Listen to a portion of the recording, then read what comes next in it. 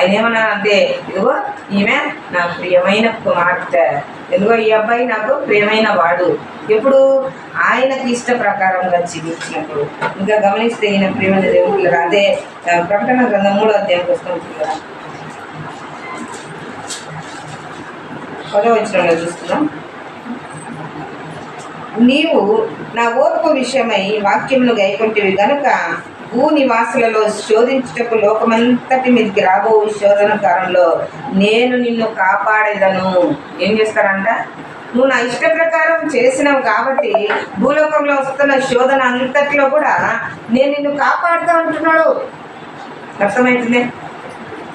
ఈ లోకంలో ఉన్న శోధన అంతట్లో కూడా ఎప్పుడు పదవచనం చదువుతైనా నీవు నా ఓర్పు విషయమైన వాక్యమును గైకొంటివి గనుక, నువ్వు నా వాక్యమును గైకొంటివి గనుక నీకు వచ్చే శోధనలన్నింటిలో కూడా నేను తప్పిస్తాను అంటున్నాడు. ఇంకా ఏమంటున్నాడంటే నేను నిన్ను కాపాడేదను అంటున్నాడు. దేవాది దేవుడే చెప్తున్నాడు.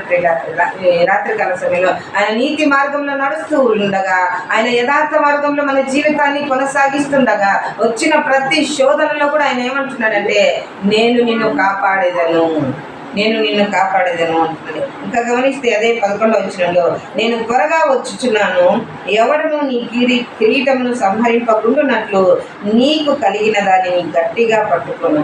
హల్లెలూయా. ఆత్మీయ జీవితంలో ప్రియులరా, ఒకరోజు ప్రార్థనా సహవాసంలో కొనసాగి ప్రార్థనలు ఆత్మీయంగా బలంగా ఉండి మరుసటి రోజు ఇష్టానుసారంగా ఉంటే అది కాదు.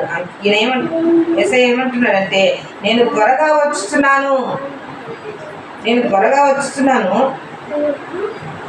నీ కిరీటము సంహరింపుకున్నట్లు నీకు కలిగిన దానిని గట్టిగా పట్టుకొను. దుష్టుడైన సాతాను నీ కిరీటమును తీసుకోకుండానట్లు నీకున్న దాన్ని గట్టిగా పట్టుకొని ఆత్మీయ జీవితం ఇంకేం పట్టుకోవద్దు, ఆస్తులు పట్టుకోవద్దు, ఐశ్వర్యం పట్టుకోవద్దు, బరువు ప్రతిష్టలు పట్టుకోవద్దు.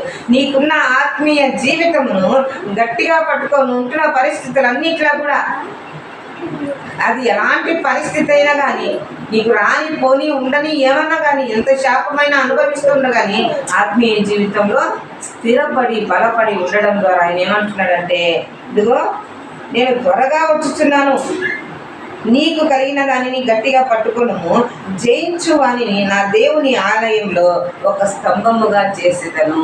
హల్లెలూయా. ఏమంట? ఈ లోకాన్ని జయిస్తే దేవాది దేవుడు ఆ పరలోకంలో మనల్ని ఒక స్తంభముగా నిలబెట్టాడు. నిజంగా నీ నా జీవితంలో ఆత్మీయ జీవితంలో ఏమాత్రం కూడా